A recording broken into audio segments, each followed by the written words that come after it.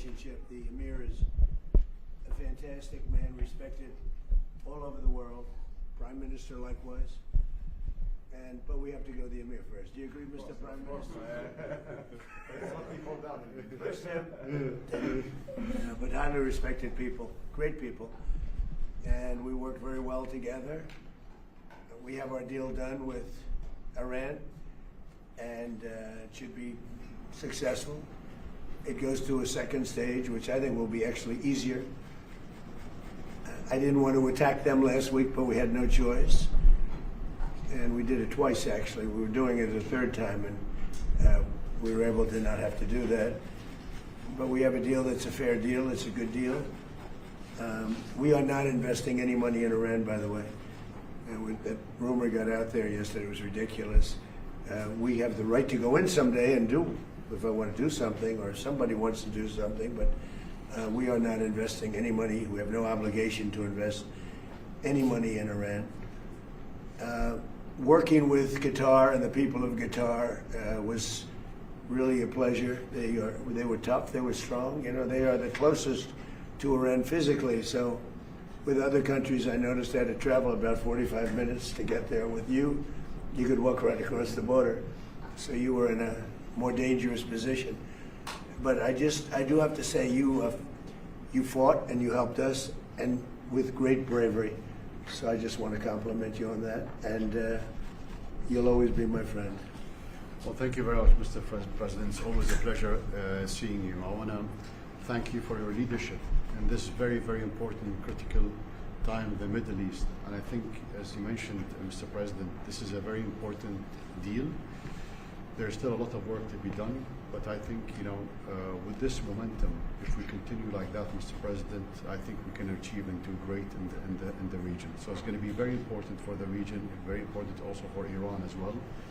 So we are here to help whenever, you know, friends ask us to help. We're always here to help. Of course, also our bilateral relationship, Mr. President. Since your historic visit in Doha last year, our trade partnership is going to reach $1.2 trillion. Right. And this is huge. And we have a lot of great investments that we're very proud of as well in the U.S. and also American companies investing in Qatar. So overall, you know, we are very, very proud and very happy about this relationship. And, you know, I want once again thank you very much for your leadership. I think it was a very critical time, but I think you took the right decision. Thank you. Thank you to them. Thank you. Qatar is going to be investing much more than $1 trillion in the United States. We have over 18. It's going to be 19.4 or so when it figures out. But, you know, we set a record. There's never been anything like it. No country in history has had that kind of investment. We'll be having almost $19.2 trillion invested in the United States. The record was 10 years ago from another country when it was hot. But we have the hottest country in the world right now. But Qatar's been a great investor. We really rekindled ourselves when I met with you last year, a year ago, probably 13, 14 months. That was a good trip.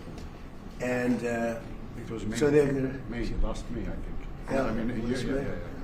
That was a great trip, and we established. We've been friends for a long time. We've known each other for a long time. But Qatar is investing tremendous amounts of money in our country, and we appreciate that. Our country is we're building more factories, AI. We're leading AI by a lot. We're building automobile factories. We're building more than we've ever built in the history of our country. No country is ever doing what we're doing right now. No country has ever been able to do. And those factories will be opening over the next year and a half. Some are already open or very soon. The pharmaceutical companies are coming back. The car companies are coming back from Germany, from Japan, from so many other places, Mexico and Canada. They're all coming back. We lost them foolishly years ago because we had presidents that didn't really know what they were doing. They should have never lost. But they're all coming back in beautiful, brand new, gleaming factories. In fact, there are a couple of big old plants. And I said, are you going to use that plant? And they said, no, we're building brand new. They're knocking it down. Everything's built brand new, beautiful. It's jobs. and the auto business. We're going to bring back probably, we lost 57% of our automobile business. I think we're going to bring it mostly back. And for chips, we were the king of chips, and then it got stolen from us. We went from being the king to having basically no chip business. The CHIPS Act that was done by Biden was a disaster, just a stupid thing to do. You handed billions and billions of dollars to people, and then they didn't build a factory. But we have a different system. We have a system that if they don't build, they get paid tariffs. They have to pay tariffs of upwards of 200%.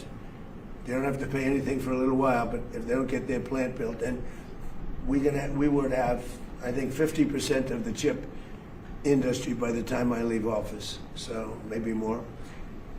They're building mostly coming out of Taiwan, but they're building, and a lot of them, for whatever reason, in Arizona, Texas. But we'll have 50%, maybe more than that, of the chip industry. We're going to have, we'll be making almost all of our pharmaceuticals, and likewise that. If they don't build, they'll have 150 to 200% tariff to pay. If they do build, they have no tariff to pay. So our country has never done anything like this. And just, I want to mention Iran. We appreciate the relationship we've had over the short period of time with Iran. The primary thing, it's, we can talk about the Iran deal all day long. We're not investing any money. We have the right to if we want, but we're not investing any money. We didn't pay for it like Obama did. He paid billions of dollars. He paid $1.7 billion from an airplane, all green cash. It was crazy. I watched that. I couldn't believe it. But the one thing that's happening that's of note, frankly, the only thing that really matters to me, is Iran will never have a nuclear weapon. And it says it loud and clear. They're not going to develop it. They're not going to buy it. They're not going to do anything with it. And if they do, they suffer unbelievable consequences.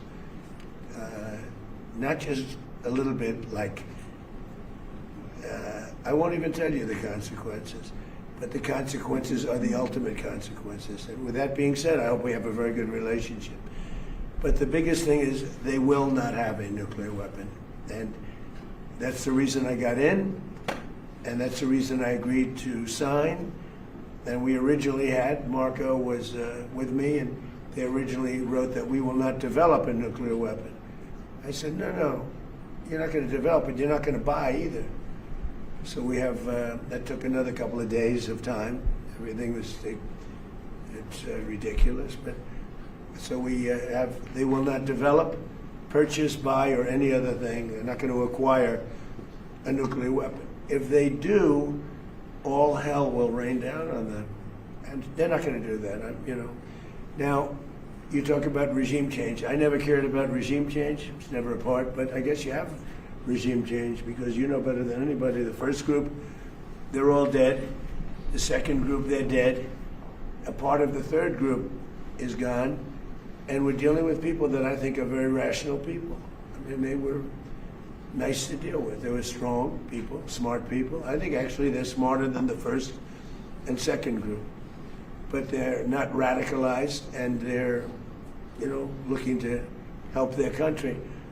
So, again, I don't believe the regime change. I've watched regime changes for years. They never work. It has to just happen. I can tell you this is a country where the Emir is so respected, and the Prime Minister is so respected by the people, and that's the way a country should run. It should run out of respect, not out of fear. As you know, at least 42,000 protesters were killed in Iran. Killed. They were protesting.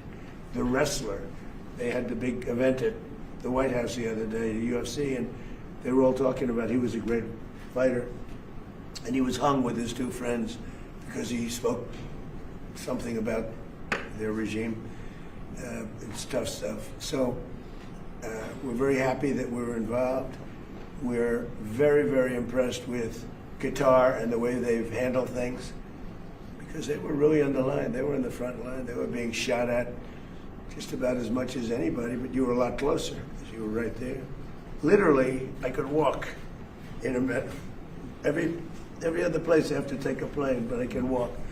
So they were really on the line. And I just want to comment that, I just want to really congratulate you on bravery. I don't know if you get congratulated for bravery, because bravery is something you either have or you don't, and you never know until you test it. But you were tested, and you had great bravery. Thank you very much. Thank you, Mr. President. Thank you. Really appreciate it. Are you going to have a separate meeting with President Zelensky? And what would I had one. What would a Ukraine deal look like? Well, we have one, but we had a good meeting. I'm meeting him later on, too. We had a very good meeting. Look, Russia should make a deal. Russia's lost tremendous amounts of people, and so has Ukraine. Last month, they lost 35,000 soldiers between the two of them. Think of that. This is on a monthly basis. They average 25,000 people, mostly soldiers, young, beautiful people. And it's crazy what's going on there. But we had a meeting, and we'll see how. I spoke with President Putin on Sunday. And it's sort of the same thing. I mean, they just keep going, fighting, losing soldiers. They lose so many soldiers. This is not since World War II has anything like this happened. I settled 8 wars. This was the one I thought was going to be the easiest settled. They just, there's a lot of dislike between the two leaders. But yeah, I'm meeting with him again later on today. And are you going to have a special focus on Ukraine? Well, we're going to look. Now we were focused on Iran. That's going to be in the back, in the rear view mirror. But look, we have nothing to do with it. We sell weapons to them. We don't even give them. Obama gave them $350 billion worth of weapons. Which was crazy. The European Union pays us full price for weapons. But it's not that. It has no impact on us other than we sell weapons.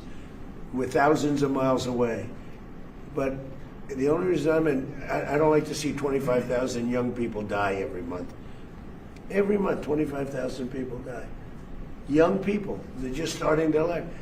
They go to this front and they get blown up, and Ukraine is losing a lot of people too. I mean, the whole thing is ridiculous. So, yeah, I'm going to do whatever I can.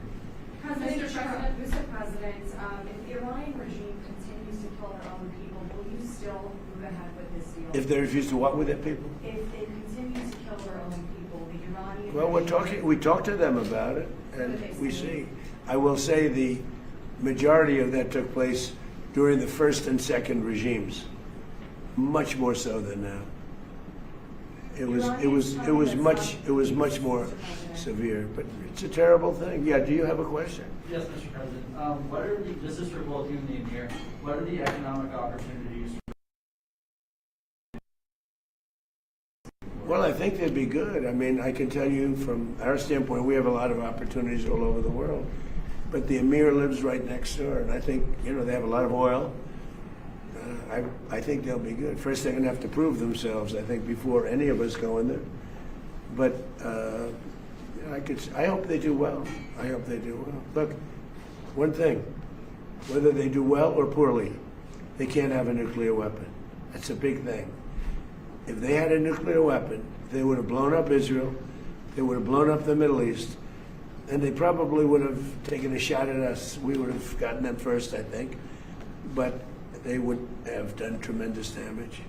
Had we not canceled the Obama nuclear deal, the JCPOA, you would have had them having a nuclear weapon 5 years ago. That expired.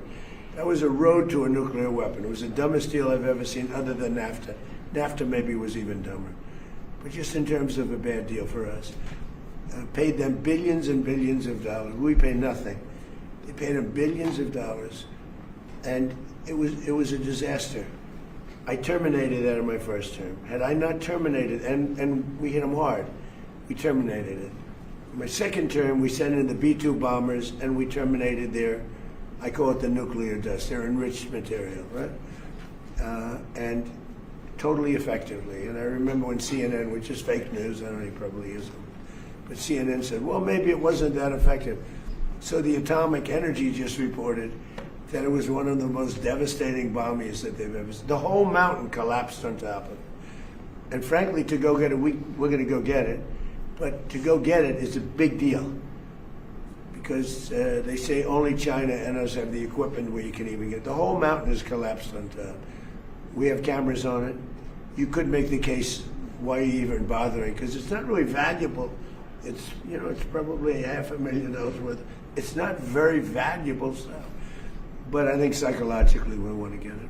Can I just answer? You asked that. I think in the last couple of months or weeks, I think that wasn't our. We were not interested in, you know, what are the opportunities, economical opportunities in Iran. Our interest, both of us, was to, first of all, to find a deal to stop this war. This is our main target. But looking at the economy and the opportunity, I'm sure there are going to be huge opportunities. And, you know, as I said, this is a very important momentum to keep working like that to reach, let's say, the final deal. After that, Iran will be, you know, of course, open for any kind of investments, and I'm sure there are going to be huge opportunities. But to be honest, you know, we never thought of it. You know, our target, you know, is to try to find a deal. Well, they're going to need something because we blew them up, and you know, you could make the case. I used to make the case that, like a week ago, I said it. Now it's different. We have an agreement, but if we left, we did a great job. If we just left, we did a great job, because it would take them 15, 20 years maybe to rebuild. And we were going to do a much bigger job if the agreement wasn't signed. We would have taken it to a level. But if we did that, they would never, ever, I believe, be able to rebuild. Too much. Mr. President, what are the expectations for Israel? Can this deal survive if Israel attacks Lebanon? It can, and you know, I consider that the minor war. Iran's the big one, but we have that a little pinprick out there that constantly rears its head, and that's Hezbollah. And you know, I was very responsible for Syria, and the man that's running Syria now is a person that I put there along with President Erdogan and some others.